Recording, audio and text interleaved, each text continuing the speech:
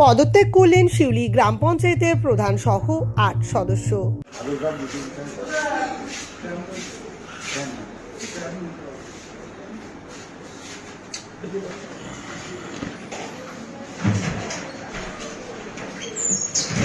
নোয়াপাড়া বিধানসভা কেন্দ্রের শিউলি গ্রাম পঞ্চায়েতের প্রধান সহ ৮ সদস্য পদত্যাগ করেছেন।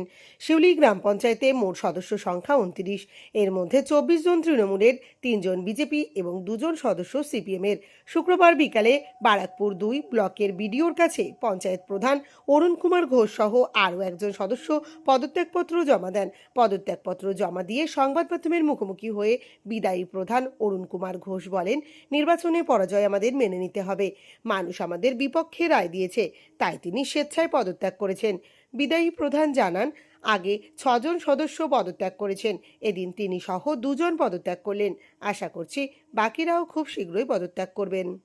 আমরা ইস্তফা দিলাম, যেহেতু আমাদের পঞ্চায়েতে আমাদের যে পার্টি পরাজিত হয়েছে, সেই জন্য আমাদের দীর্ঘদিনই অর্জুন রায় ছিলেন তৃণমূলে, তিনি এমএলএ হয়েছেন, আপনাকে সাধুবাদ জানাই। এবং আমরা সব মেম্বাররা মিলে আমরা ঠিক করেছি আমরা আমাদের পঞ্চায়েতে সবাই পদত্যাগ করব। এখন অবধি কতজন পদত্যাগ করেছে? আগের দিন ৬ জন করছি, আজকে ২ জন আমরা করলাম, মাধব সিং আর আমি ঘোষ। আর আগামী দিন আরও সবাই করবে। যে জুম্মার পাচ্ছিল ৩ জন হাসপাতালে আছে, তাদের পরিবারের অসুস্থ দেখলে ৩ সদস্য, তারা সবাই একসাথে, আশা করি সবাই দিয়ে দেবে।